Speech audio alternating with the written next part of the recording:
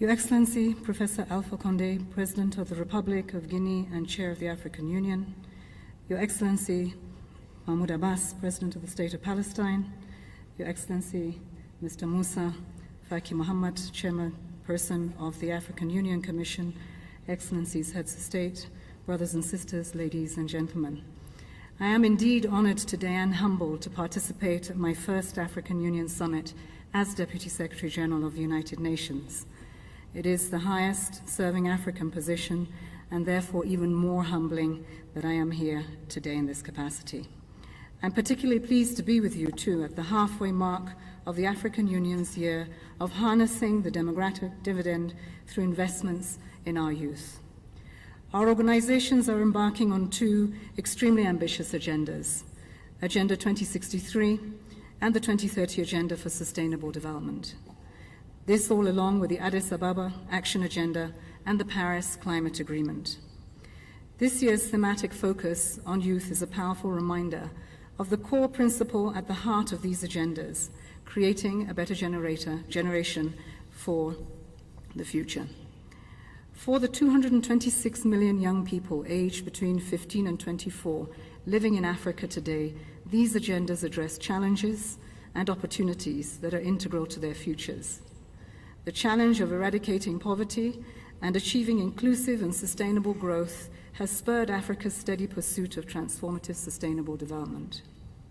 These efforts have been earmarked by historic steps towards regional integration, industrialization and diversification, infrastructure development, private sector development, and strengthened agricultural productivity. All of these we know are vital for creating decent jobs and a better future for our young people. The challenge of strengthening Africa's human capital, starting with its young people, has galvanized commitments to promote their rights and invest in quality and relevant education at all levels, in health, in science, technology, and in innovation. The emphasis on youth has also spurred these efforts on peace and security. The African Peace and Security Architecture and Agenda 2063's commitments to silence the guns by 2020 have brought a new focus to preventive diplomacy that is critical for ensuring that young Africans inherit and shape a continent that is free from conflict in all its forms. Here I would like to welcome the democratic progress that we've had in Somalia and the Gambia, where successful elections have been held and transitions made with the support of one another in solidarity. In the coming months, we must all continue to support other countries in their upcoming elections and in the important days after those transitions. I would like to express special appreciation to the governments and people of Uganda, of Ethiopia, of DRC, Tanzania, and other countries on this continent who have kept their doors open and given refugees fleeing from conflict not only a warm welcome, but have given it to them with dignity and with hope. Their humanity and compassion should be an inspiration to other countries around the world that have not demonstrated the same solidarity and support for the most vulnerable.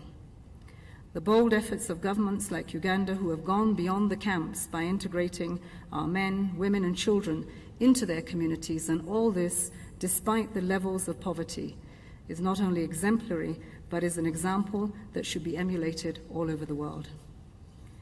Today, you are here taking decisions that will ensure that Africa benefits from the full potential of all its people, including young women and men. And this has generated greater efforts to ensure that all young African women and girls have equal access, opportunities, and leadership roles in all areas of political, economic, and public life. Truly investing in our youth today reaps the dividends of a peaceful and prosperous Africa tomorrow. I am encouraged and commend the leadership of the AUC with the launch in May at the UN of the African Women Leaders Network. I also look forward to collaborating with the African Union on a new UN-EU initiative that will be launched in the UN General Assembly in September that will look to end gender-based violence globally. We must address the root causes of this scourge, which affects us so personally, our mothers, our sisters, our daughters, our granddaughters. None of our religions nor our cultures condone that we do harm to our women and girls.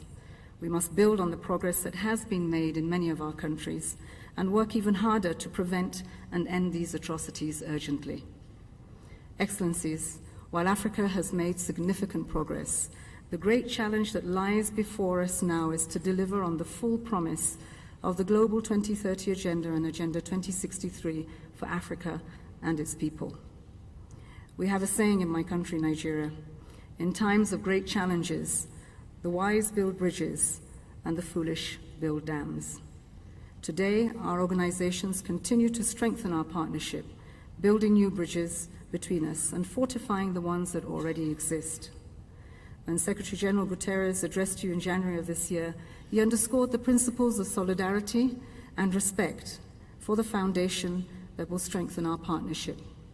Since then, we have made some progress in some key areas.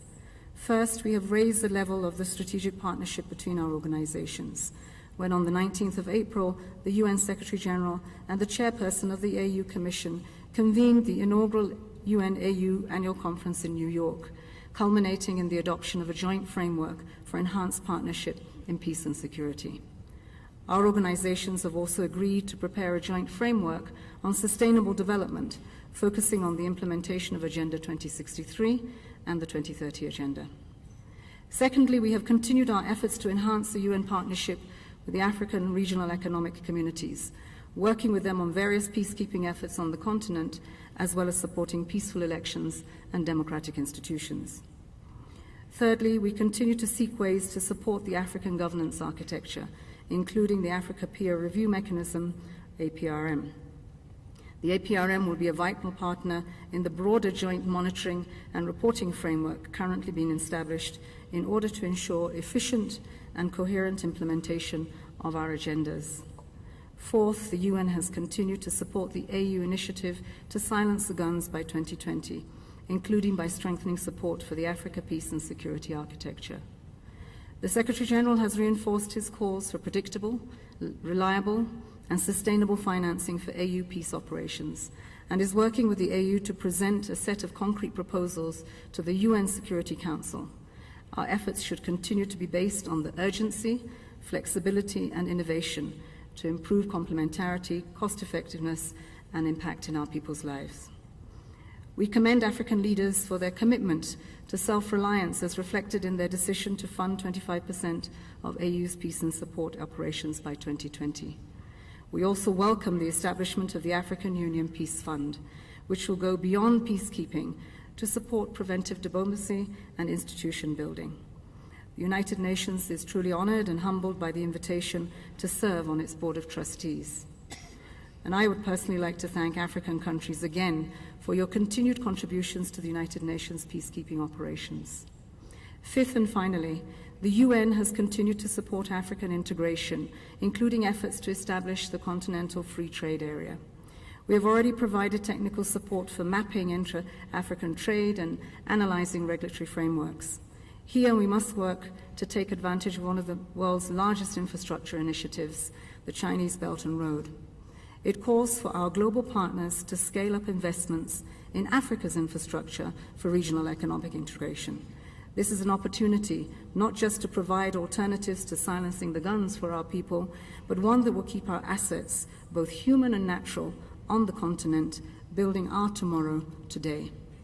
Excellencies, our organizations are both engaged in transformative reforms that are essential if we are to be fit for purpose for the ambitious agendas that lie before us.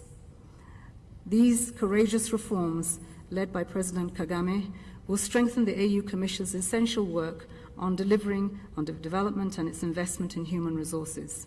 They will make the African Union an employer that is sought after by many young people on this continent who are passionate about making a difference. They will make the African Union the destination of choice for our leaders and global partners.